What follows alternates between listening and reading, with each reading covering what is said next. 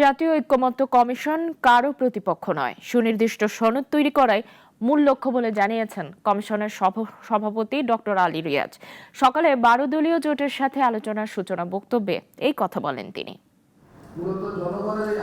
জাতীয় সংসদের এলডি হলে অধ্যাপক ডক্টর আলী রিয়াজের নেতৃত্বে জাতীয় ঐক্যমত্য কমিশনের সাথে ফরিদুজ্জামান ফরহাদের নেতৃত্বে 12 দলীয় জোটের সংলাপ।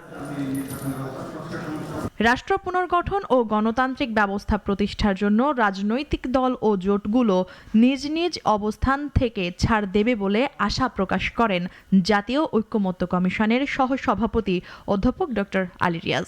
সরকারের কোনো সুনির্দিষ্ট অবস্থান নেই, জাতীয় ঐক্যমত্য কমিশনের কোনো সুনির্দিষ্ট এজেন্ডা নেই। আমাদের লক্ষ্য হচ্ছে একটা ফ্যাসিলিটেটরের ভূমিকা পালন করা, সকলকে একত্রে এক জায়গায় দাঁড় করানো একটি লক্ষ্য নিয়ে, সেটা হচ্ছে ঐকমত্যগুলো চিহ্নিত করা, সেগুলো বাস্তবায়ন করার পথ খুঁজে বের করা। এটা আমাদের সকলের জন্য প্রয়োজন। জাতীয় ঐক্যমত্য কমিশন আপনাদের অবশ্যই প্রতিপক্ষ নয়। তিনি আরও বলেন, গণতন্ত্র পূর্ণ প্রতিষ্ঠায় আমাদের লক্ষ্য হচ্ছে সুনির্দিষ্ট নির্ধারিত সময়ের মধ্যে জাতীয় ঐক্যমত্য তৈরি করার মাধ্যমে একটি জাতীয় সনদ তৈরি করা। জাতীয় সনদ তৈরি করতে পারি।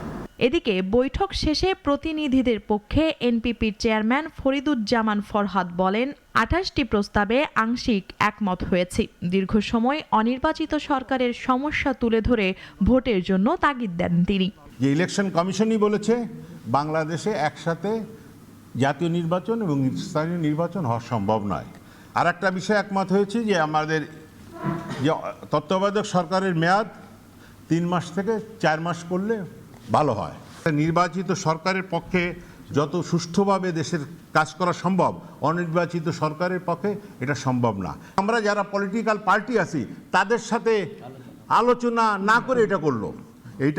এটা যে মানবিক করিডোর, এটা যে সামরিক করিডোর পরিণত হবে না, এটা কে বলতে পারে? এছাড়াও তত্ত্বাবধায়ক সরকারের মেয়াদ, রাষ্ট্রপতি নির্বাচন, সংসদের আসন সংখ্যা নিয়েও কথা বলেন তিনি।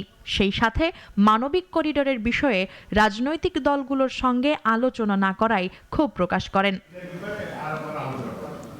মুনিয়া জুথি, নাগরিক, ঢাকা।